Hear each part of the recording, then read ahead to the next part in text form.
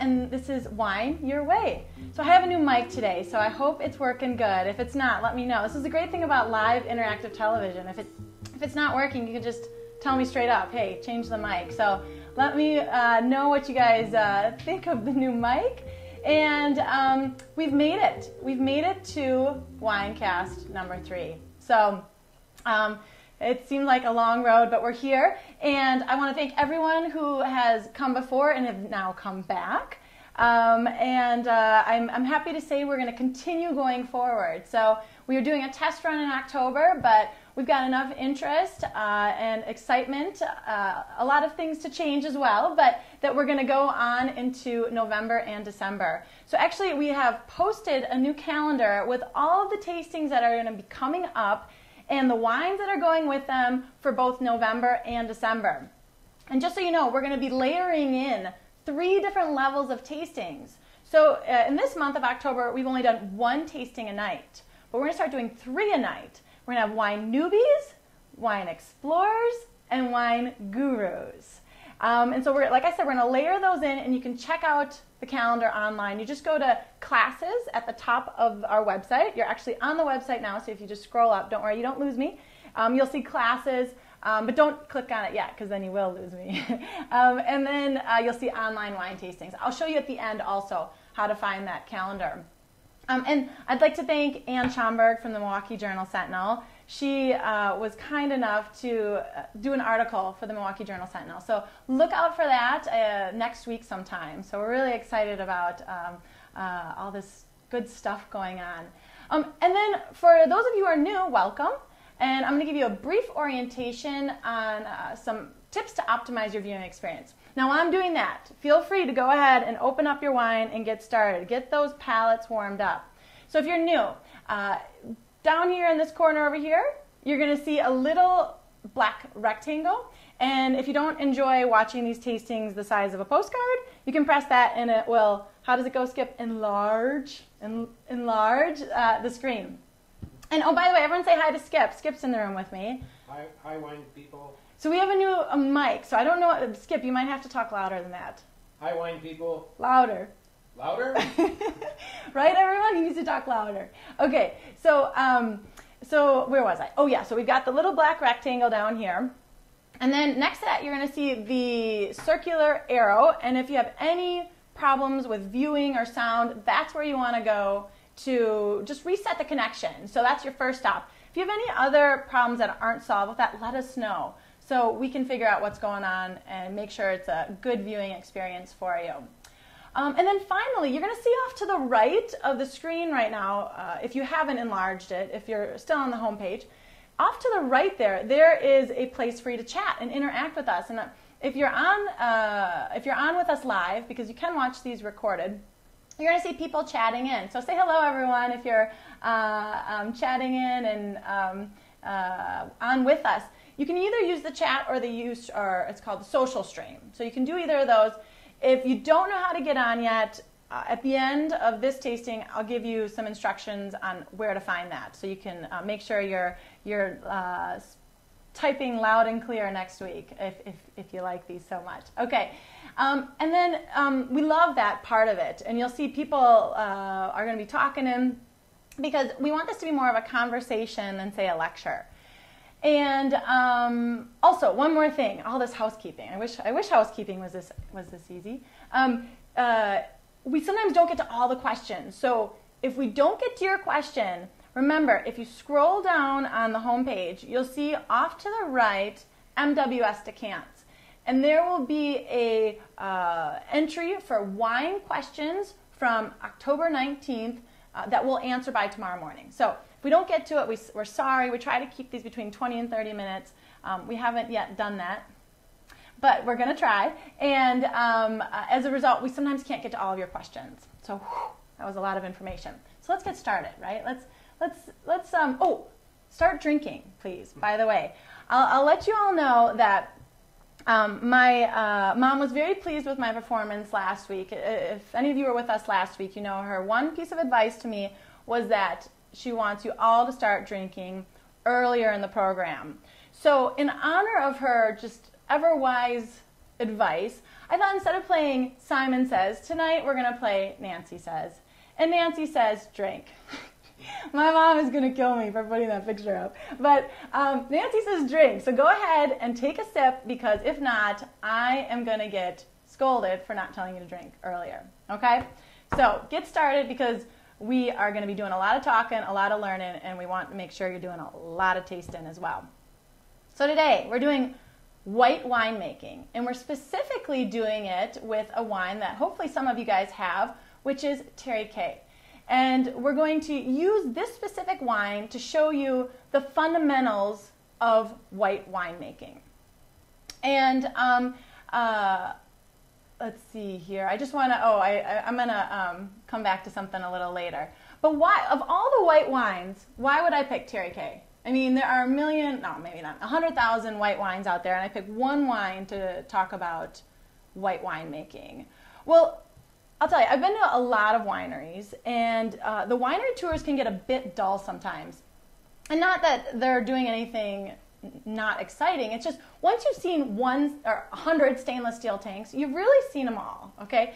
So what I like to tell people when I go to winery visits is say, show me what you do differently than, say, your neighbors or other regions, and then let's drink, okay? Let's find out, or let's taste why this wine is different. Show me what's different, and then let's taste it. And Tariquet, I had the opportunity to visit, and they did a lot of different things, and they really blew me away. I had never had such expressive white wines at this price point. I mean, they have a couple that come in under $10. I mean, that's a steal. So let's talk a little bit about this wine in particular. This is the wine we're going to be having tonight. I mentioned Tariquet. Now you can say Tariquet, okay? I am definitely the last person in the world who should be giving French-speaking advice, because you'll see if you watch more of these, it's not pretty when I try to speak French. But since I was in this region, they do say, I guess proper French would be Tariquet, I guess, but Tariquet. In this region, they actually use they pronounce the last syllable. So Tariquet, okay, or Tariquet, whatever. Just, have fun with it. So where is this wine from? Let's talk about that. So it's the Tariquet, or Tariquet.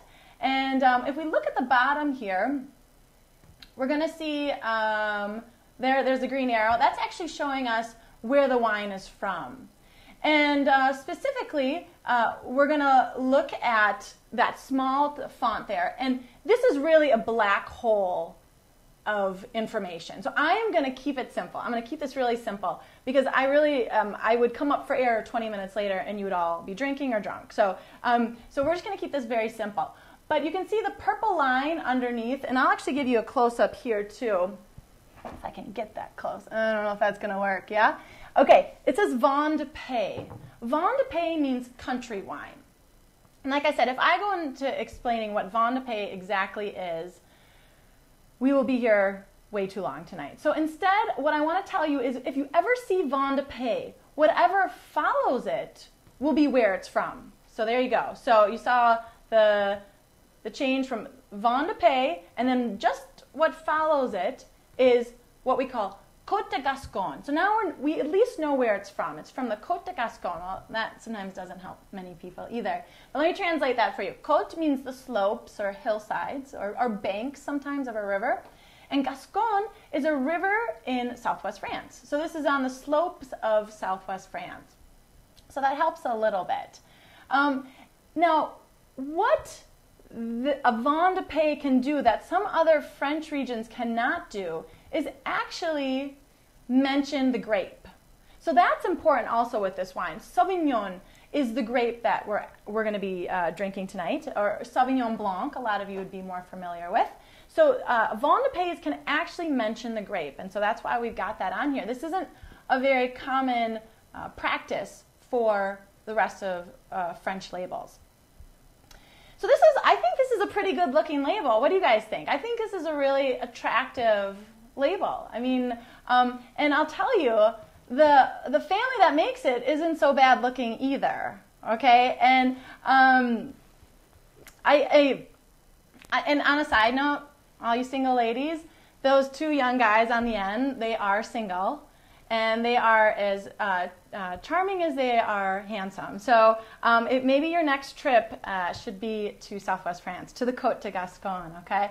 So, but before I tell you any more about this family, let's actually do our first wine IQ, which is a wine interactive question, okay? So we'll get your fingers warmed up a little. Here's your first wine IQ, guys. In which Vin De Pays, so that's the term we just went over, Vin De Pays, you can see it written now, or wine region. So Vin De Pays is just going to tell you it's a wine region. Is this made? Okay, so Côte de Handsome, okay, I know. I try to make the first ones easy. Domaine du Tariquet or si Côte de Gascogne. So I think most of you are going to be spot on with this. I told you, I'm just getting your fingers warmed up, right? So all I'm seeing is C. You guys are great. You know, Côte de Gascogne, so the slopes of the Gascogne region, which is in southwest France. Okay, so let's go back to this family. They're a really interesting family. You've got the two sitting down are the father and mother. So I think it's Pierre and Mate. So excuse me if I get the names wrong. And then the gentleman in the middle at the top, that's Yves. And that man really is considered a maverick in terms of winemaking. Let's go back about 20 years, about 2 decades, and Yves was making Armagnac. Okay, and I think a lot of you say, huh? What? What was he making? And unfortunately, that's what the rest of the world was saying too. So he had to diversify. He said, he's a smart guy. He said, okay, you know, I'm not selling a whole lot of Armagnac, so what do? He started to make white wine. And because he came into making white wine at a later juncture, so not, you know, he hadn't been making white wine for the last 500 years. You know, he's just starting in, say, the 1980s. He could really take chances, and he broke all the rules. And in doing so, he created some of the most expressive white wines at this price point. And don't quote me on this. I shouldn't do this. This is live and recorded too. But I think these wines are some of the most sold white wines that are coming out of definitely Bordeaux, perhaps even France. I mean, they are kicking butt in terms of white wine making. And by the way, I just have to take a side note and tell you, go try Armagnac if you can, because I have a bit of attachment to it, but just because other people don't know about it doesn't mean it's not worth the time. So definitely check out some Armagnac. So let's actually smell and taste some of what is going on in the process that Yves uses. I mean, what I love to do with these tastings is show you in the glass the things that are happening in the winery and in the vineyard as well. So we always, finally guys, we can taste. Okay, let's get started. So go ahead and the first thing we do is we take note of the color. So go ahead and excuse my lipstick on there. So take note of the color. If you don't have it, I'll give you a close-up there of the color. And remember, we start simple. We kiss. We keep it simple. So red, white, or rosé. Why don't you guys just get those fingers warmed up some more and let me know what you see. Red, white, or rosé? And I know you're thinking, it's not even worth my time to say white. But let me tell you, white is very important in this wine. And why? Because Yves and his 2 sons only make white wine. If they're only making white wine, they do what they do that much better. They are experts in making white wine. I think they make a little rosé wine, but they only make white wine. So white is actually a very important answer in this particular question. Now go ahead, if you want, and go further with it. You can say it's anywhere from, say, colorless to lemon, or maybe even gold color. And that's also going to show us what's going on in the vineyard and winery at Tariquet. So what do you guys think? Is it more colorless, a lemon color, or a gold color? And this color is going to make a big difference, because what we're going to start to see is that I'm seeing colorless, pale lemon. It's more on the lighter side, right? So that lighter color actually will suggest to you a fresher, fruitier wine. Not always, but you might get a little bit more of a fresher, fruitier wine if it's this light, pale lemon color. And the first thing that we see in white wine making is the harvest. Okay? And that's really important for white wines. Well, first we need to get the grapes. But also what's interesting about, where am I? Over here. About harvest for white winemaking is that it can be red or white grapes. And that comes as a surprise to some people. So for white winemaking, you can actually use red or white grapes. And the reason for that is that the juice on the inside of a grape, whether it's red or white, is clear. And we get all of our color from the skins of the grape. So as long as we remove the skins as soon as possible, then we're going to prevent any bleeding of the color from the skins into the juice. And that's important here when we talk about what's going on at the winery at Tariquet, because they do something really unusual. They harvest their grapes and then they blanket it with dry ice. And then they bring it to the winery. And what they're doing is they're keeping it as fresh as possible. Because if they didn't do that, then the grapes will start to deteriorate, to break down. And that's when you start to get some color, and you also lose that freshness, that fresh fruit. And once you lose that, you can't get that back. There's nothing you can do in the winery to replicate freshness on wine. Not in a cohesive way, I should say. So I mentioned this, removing the skins part. You know, you've got to get the juice away from the skins. And so that brings us to the next step in white winemaking. And that's something called crushing and pressing. Okay? Go ahead and, let's just make sure everyone's drinking. Nancy says drink, okay? So go ahead, have a drink, everyone. I don't want you to get bored. Okay, so crushing and pressing. What's crushing and pressing? Crushing and pressing are actually two different things, but for white wine, they're often done at the same time. Crush. Crush is when you just break the skins open so the juice can start to be released. Now, pressing is when we apply some sort of pressure in order to extract more juice, if not all of the juice.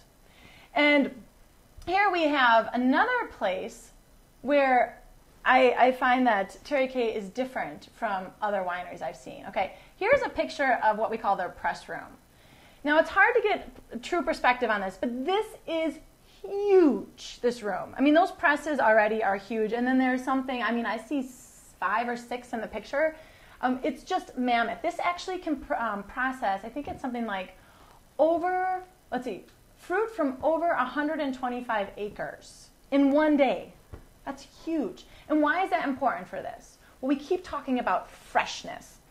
And if you have over 2,000 acres like these guys do, so ladies, another reason why single ladies to go to Southwest France, 2,000 acres of vineyards, then you need to make sure that these grapes are being processed quickly and efficiently. Because if not, they're going to be sitting out in the sun. They're going to be starting to deteriorate a little bit more. So this is key to the style of wine that we see from Tariquet. So let's see if we can smell some of that freshness. Let's see if we can get some of that freshness on our nose. And what would we expect freshness to smell like? And here, this brings us to wine IQ number 2. What do you smell? And remember, guys, I always say kiss, keep it simple. And this is, like I said, kissing is for everyone, because if you're a wine newbie, if you keep it simple, you're going to have more fun with it. You're not going to get bogged down by all the details and forget the point of what we're doing. And if you're a wine guru or someone who really knows a lot about wine, this is really going to help you suggest the power of self-suggestion. You're going to be able to say, do I smell fruit, earth, or spice? Now, I'm seeing some fruit. Also lemongrass. Heck yeah. Skip, do you see anything else coming in?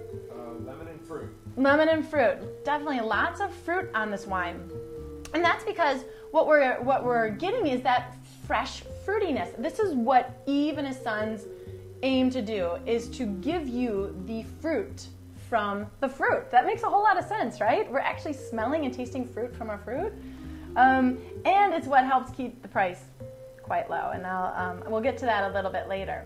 But definitely I see lemon, lemongrass, fruit, citrus. I also get a lot of pear. And I did get some fruit, some apple as well. So lots of different types of fruit. Anything else, Skip? Clover with a question mark. Clover with a question mark. What I tell people, if you smell it, it's there. Okay, and the thing is, I say that is because your palate is different from everyone else's. And so if it's there for you, it's there. So no question marks. Clover, yes, it's there, okay? Anything else you see over there? All right. So let's get back then. So we're smelling the fruit. We're smelling the freshness that we hope to see on this wine. And now here's the third part, the third major step in white winemaking, which is fermentation. Oh, the magical step in wine. Otherwise, we would just be drinking grape juice, and there wouldn't be a WineCAST. There wouldn't be a lot of things in the world right now. Okay, so fermentation, the yeast eats the sugar, and one of those magical byproducts is alcohol and some other things too, but fermentation happens next. Now this is also another place where we see Eve and his sons doing some pretty cool stuff. Well, this is fairly standard. They're going to ferment it in stainless steel tanks. I told you. You see one stainless steel tank, you see them all. These are huge. I will say that because they do everything big there. I'm on the top of it, which was scary. They made me go up there. I'm not kidding. They made me do a lot of things when I was in Armagnac, and so I'm holding on for dear life up there. But stainless steel. What's so important about stainless steel for white winemaking? Well, stainless steel does three things. The first is that it's not going to give any flavors. It's like, well, duh, but there are vessels, such as oak, that give flavors to the wine. So here we're not going to give anything, so the flip side of it is we're not going to mask any of the fruit either. So we're getting pure fruit on this wine. Also, it's going to protect it from oxygen. Oxygen makes everything break down, including our wine. And so if we can protect it from oxygen, again, we're retaining that fresh and fruity style that this particular wine has. And then also it's cheaper. This is why we're keeping the prices a little lower. We can use these stainless steel tanks over and over and over again. Whereas oak barrels, for instance, you can only use usually for a couple years, 3 to 4. Maybe you use a used oak barrel, but they tend to be a little bit more expensive to use for your white wines. So let's, why do they clean, what do they use to clean the tanks? Oh, geez, my little sister's throwing a curveball. My goodness. I'm sure soap. I don't know. No, I will tell you what they do use a lot for, how about, or do they even clean the tanks? They do. In fact, cleaning the tanks is, so people who can't see the chat roll, there was a question about cleaning the tanks, and they definitely clean the tanks. Something very important about winemaking, it has to be sterile. And if you need this sterile note in order to create this freshness, because if not, you get off aroma. So they definitely clean the tanks. And what they're using, some kind of antiseptic, antibacterial type product. What's the specific product? I don't know. I think, do you need, are you going to make some wine? If you are, I'm coming over for some wine. But they do use a lot of sulfur for oak barrels. That's a really old method of cleaning oak barrels, is some kind of sulfur, because it is an antiseptic and antibacterial. So those are the types of things they're going to be using to clean those tanks. And it's a great question, because it is important on a wine like this that is so, what we call pure in terms of its fruit flavors and its expression of fruit. So this actually, I think this is going to lead us into wine IQ number 3.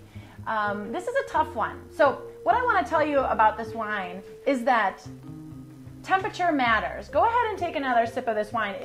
The temperature has gone up since you started drinking, and we've been talking for, I don't know, 24 minutes. So temperature's gone up for a little, or 20 minutes, I think we've been, yeah, about 25 minutes. So take a sip. It's going to change a little. And this is a tough one.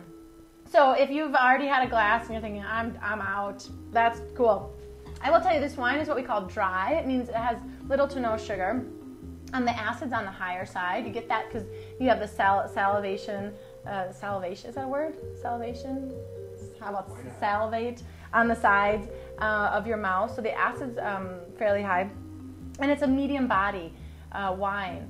Now this one I'm not getting any answers on. Because this is hard. But this is a good thing to know for serving white wine. Are you getting any answers, Skip? I didn't think you asked the question. Wine IQ number 3, you don't have? Okay. So, Acid is the answer. okay, so this one's a tough one, but this is great, just common knowledge that you should have for serving white wines. When the temperature goes up on a wine, meaning it gets warmer, so when a wine gets warmer, you taste the alcohol more. Okay, so that's not the right answer. Acid, actually no, when a wine is cooler, when it's colder temperature, you actually think it has higher acid. It tastes sharper, it tastes crisper. Think of, a great analogy is Coca-Cola. It has a screamingly high sugar as well as acid as well. Okay, and when it's warm, it tastes a lot different. Sugar actually tastes lower when it's cool too. So when it's warmer, the sugar does taste higher, okay? And then the body also tastes bigger and higher when it's a warmer wine as well. So this is important for serving white wine. I think I may have lost some of you on this one. Okay, so in that vein, then Nancy says drink. Okay, we're playing Simon Says today. All right, so where were we? Let's get back to the fermentation process. So we said we have harvest first, and you can do red or white grapes for white wine. Then we crush and press at the same time, and that's important for white wine. It'll be different in red wine. We actually do crush and pressing at different times for red wine. Then we do fermentation, and for white wines, we tend to do it at a cooler temperature because that's going to maintain the fruitiness of the wine. So that's another difference between red and white winemaking. Is fermentation, you do it at cooler temperatures. And now the last thing, maturation and or bottling. So for maturation, that all it means is they're going to hold on to it. The winery is going to hold on to it. This is a step that a lot of wineries will choose to skip over. And maturation means, see, this is why I don't drink a lot when I'm talking, because the tongue doesn't move quite as quickly as I'd like. But maturation can be anything from storing it in a stainless steel tank to an oak barrel to in a clay amphora or a clay pot. So it really can be anything. It's just holding on to the wine. If you hold on to the wine, it gets more expensive. So how do they keep this price down? Is they go right to bottle. They don't mature it. And that is going to, again, help maintain that fresh, fruity style. So the next thing you would see for white wine is bottling. So this is really the fundamentals to white wine making. Harvest, crush and press, fermentation, and then maturation in our bottle. Now, we're not going to get into oak barrels today. That's going to be a whole nother WineCast for another day. But I definitely put it out there for you guys to sip on for a little. And let's see, should we do wine IQ number 4? I don't know if we've got time. How about this? I'll put it in that MWS decants on my website. So if you're hungry for more wine IQs, go and check it out tomorrow morning and see if you know the answer. It's a recap of what we went over today. So it's a little quiz for you if you want to see how you do it. So let's see here. We're going to finish every tasting with what do you think? What did you think about the wine? So we have different action steps, I call them. Instead of saying, let's give it 4 or 5 stars or points, it's like, what do you do with that? Here we're actually going to have action steps. So the first thing is dump it. Okay, it's so bad that you're just going to, you can't even finish the glass. Second thing is finish it.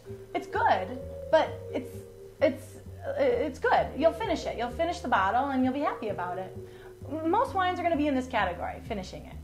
Buy it is like, wow, that was really good. I'm going to go out and buy some more of this wine. Even though there are so many wines in the world, I want to buy this one wine again because it's that good. Now that's a noteworthy wine. Stock it is like, wow, that wine is a fantastic value. I need to have more. I need to have it stocked in my house when my friends come over. I can break open a bottle I know will just please everyone. And then save it is for those bottles that have a little bit more, maybe are a little bit more expensive or they're very young, they need some time in the bottle, but we still like them a lot. They've got potential, but we just need to hold on to them for a little. So let's see, buy it, I see, love it. Good, Cindy, yeah. Fresh, fruity, not too sweet. Cindy, I think you hit the nail on the head with that. It is. It's fresh and fruity, but dry. And so it doesn't have sugar in it. It's refreshing. You don't have to have, it doesn't have, when it's fruity, it doesn't mean it's sweet.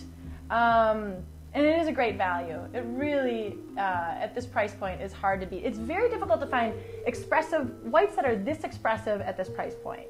The only other place I really see that is like Chile. Chile has some really good white values. Those would probably be my two places. This Gascogne region, which we're going to do another Gascogne white in a couple weeks. I think these are fantastic values along with Chile. How much was it? This one was right around $10. I'm going to just do a general range because we deal with a bunch of different retailers. I don't want to, but right around $10, which is a nice price point. Skip, do you have something for me? Well, one person says it's refreshing and to serve it with steamed artichokes. Ooh, someone said it's refreshing. I don't know if you can hear Skip, but it's refreshing and serve it with steamed artichokes. Spot on. I agree. I love the food and wine suggestion from Jay Laborde. That is a fantastic, because artichoke, as a lot of you know, is just very difficult to pair with. And this, I think, would be perfect with it. So any other finish it? I see a little stock it, cool. Thanks, Lee. Bud it? Maybe stock it. Buy it. Oh, buy it. I was like, buy it. That's not one of the options, but okay. We'll go with it. Under $9 at Vinny's with the discount. And yes, you get a discount from Vinny's of 10% if you order the wine online here. So, so what, let's see, what do I think? I'll tell you what I think. I say stock it. I think at this price point, it's like, it is perfect for parties because it's so expressive that people will be like, wow, this is, people will take note of the wine, and yet you're paying $9, $10 for this bottle of wine, and it, especially summer parties, it's real refreshing. Cindy talked about how refreshing it was, and it's so true. It's just got a lot going on for such a little price tag. Skip, did you have something else? You have time for a question? If it's an easy one. Okay, I don't know. Brian asks if there's any significant elevation in Tariquet vineyards. So Brian asked if there was a significant elevation at the Tariquet vineyards. You know, I don't think so. What they do have going on is that it's inland, but they do benefit from some of the wet westerlies that are coming off the Atlantic Ocean. But I don't think there's I would have to double check that for you, Brian. I'll get back to you. But great question, because we've been talking a lot about elevation the last 2 weeks. So that, I think we're right around 30 minutes. So we're going to actually wrap up, but I got a couple things to mention to you guys. Next week, we're going to be doing Thorne Clark Shiraz, and we're going to use that to talk about 90-point wines. So this wine just always gets over 90 points. It's, I believe, it's definitely under $20. I think around $15 to $20. So, but it usually gets 90 plus points. So we're going to talk about what a 90 plus point wine is, why that one is, and what you might expect from other 90 plus point wines. Also, like I said before, we have a new calendar, and it's really easy to find. So all you do is you go to my our webpage, our home page, and you'll see at the top there upcoming classes. So upcoming classes, you click on that, and it'll take you to this screen, which has the complete calendar for November and December. And if you're looking for a tutorial on how to chat, right where that arrow is pointing is a great place to find troubleshooting and chat tutorials that you can do, so that next time you can have a nice tipsy typing going on. And then if you want to buy the wine, there's a bunch of places. I want to make sure it's easy for you to buy the wine if you want. You can just find your local retailer, or if you just even click on the wine tasting that you're interested in, you click on it, it takes you right to a page that talks about the tasting, and then gives you a link to the retailers as well. So it's real easy to get going and get drinking with us. And then also for October, we're asking anyone who wants to take a survey. So if you go to this website, it's real simple. It's mywineschool.com/friends. And you scroll down, you'll see that there is a place for you to take a survey. And we have really taken all of your comments really seriously. So I appreciate it, and keep them coming, because you guys are going to really help shape and form what we're doing here. So I think that's it. So we did it. We made it through WineCast number 3. Thank you very much. I hope you guys had a good time tonight. And we'll see you next week, hopefully. I'm Jessica Bell from My Wine School, and this is Wine Your Way. Keep tasting.